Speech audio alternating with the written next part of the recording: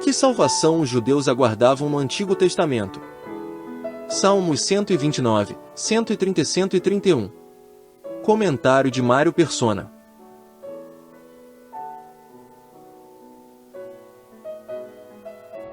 Nós sabemos que esses salmos eles vão se alternando entre a expectativa e a realidade.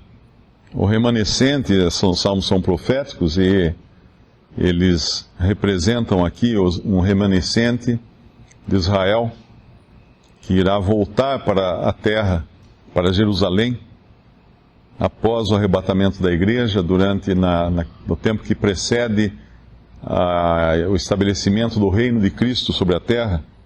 E na minha Bíblia tem um subtítulo aqui no Salmo 129, esses subtítulos eles não poderiam estar mais errados, porque eles seguem ideias totalmente fora do contexto. Na minha Bíblia o subtítulo é "A igreja é perseguida, mas não destruída". E a igreja não existe no Antigo Testamento. A falta de entender isso leva a muitos erros. A igreja era um mistério que foi revelado a Paulo e depois aos outros apóstolos no Novo Testamento. Ela não era conhecida, não existe menção dela no Antigo Testamento. Ela é algo de caráter totalmente celestial, enquanto no Antigo Testamento nós vemos tudo, apesar de ser a palavra de Deus e coisas de caráter espiritual, mas o Antigo Testamento é basicamente terreno. Muitas vezes, quando fala de salvação no Antigo Testamento, é de salvação da vida. E muitas vezes, quando fala de morte, por exemplo, a alma que pecar, essa morrerá, é morte física. Embora a gente saiba que existe a condenação, mas é sempre bom entender que no Antigo Testamento não fala das coisas celestiais. Fala das coisas terrenas, de um povo terreno, de expectativas terrenas, esperanças terrenas, como é a desse povo aqui.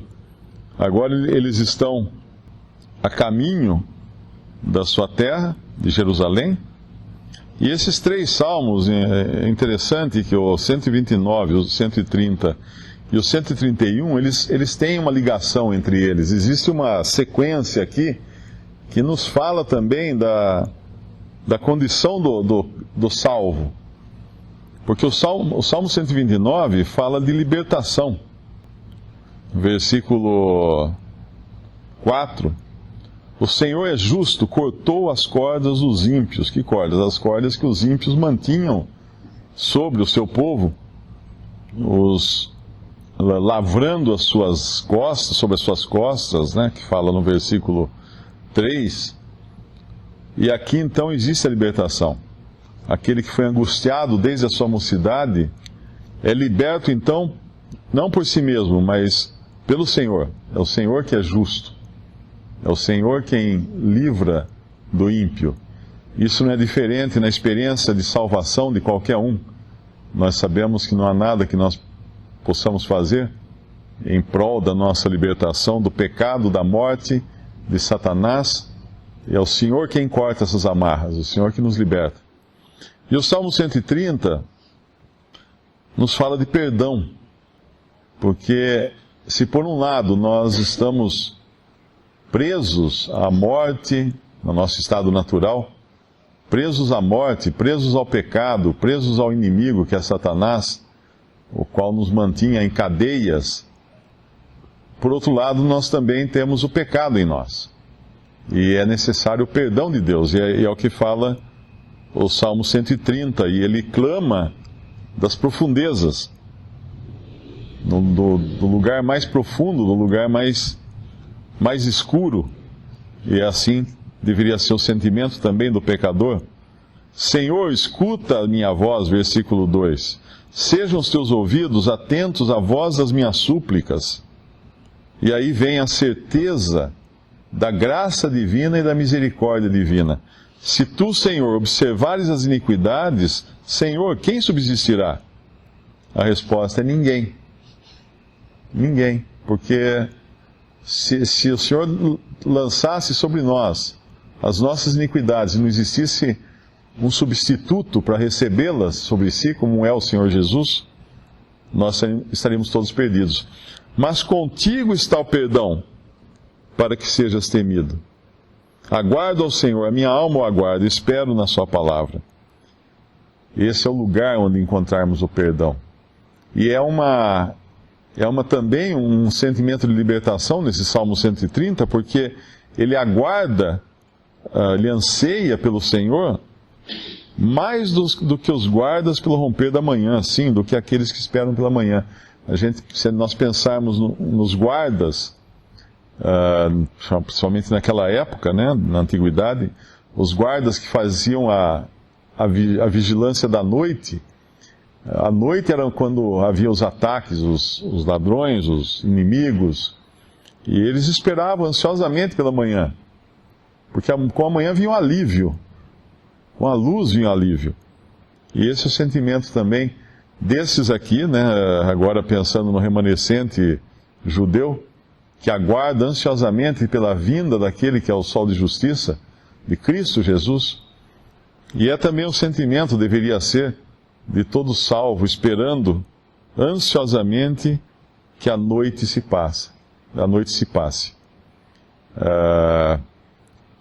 Nós sabemos que o Senhor é para a igreja como a estrela da manhã, que é aquela estrela mais brilhante que aparece um pouco antes do sol nascer. E o Senhor é para Israel o sol que nasce em todo o seu fulgor. A estrela da manhã é vista por alguns, mas o sol é visto por todos. O sol virá com força, né, com seu fulgor, e vai iluminar toda a terra. E aí, finalmente, no versículo 8, ele remirá a Israel, agora do quê? Dos seus inimigos, do iníquo, que falava o Salmo 129? Não, de todas as suas iniquidades. Isso é reconhecimento de pecado. É muito comum também em nós termos um sentimento de desejo de sermos libertos dos problemas, dos inimigos, das dificuldades, e muitas vezes não pensamos em como precisamos também ser libertos dos nossos pecados, dos nossos vícios, das nossas maneiras ligadas à velha carne, à velha natureza. Ele remirá Israel de todas as suas iniquidades. E aí vem o Salmo 131, que é o descanso. Então, libertação, perdão e descanso. Versículo 2: de certo fiz calar e sossegar a minha alma. Qual criança desmamada para com sua mãe, tal é a minha alma para contigo. Eu acho que essa desmamada aqui, eu acho que é naquele momento em que a criança acaba de mamar, que ela se dá totalmente por satisfeita. É onde ela sossega, está tranquila, e assim é a esperança de Israel para com o Senhor, no caso aqui os judeus, e a esperança do crente também, individualmente. E é bonito pensar que ele fala aqui de Israel, no capítulo 130 e no 131. E nós sabemos que esse remanescente que esses salmos representam não é de todo Israel ainda, mas eles são os judeus. A princípio serão os judeus que estarão passando por todo esse exercício de alma, até que então os anjos congreguem de todas as partes da terra, todas as 10 tribos que estão hoje perdidas, para se juntarem aqui aos seus irmãos judeus. O Salmo 132 é ainda, são ainda as 2 tribos, mas aí nós vamos ver, semana que vem, se o senhor não voltar, o Salmo 132, e depois, a partir do Salmo 133, é o estabelecimento do reino, quando eles se regozijam de ser bom que os irmãos vivam em unidade, ou em união, ou unidade. E aí a gente vê a mudança de tom. Não é mais um tom de clamar das profundezas, mas é um tom de alegria agora, pelo Senhor ter estabelecido o seu reino.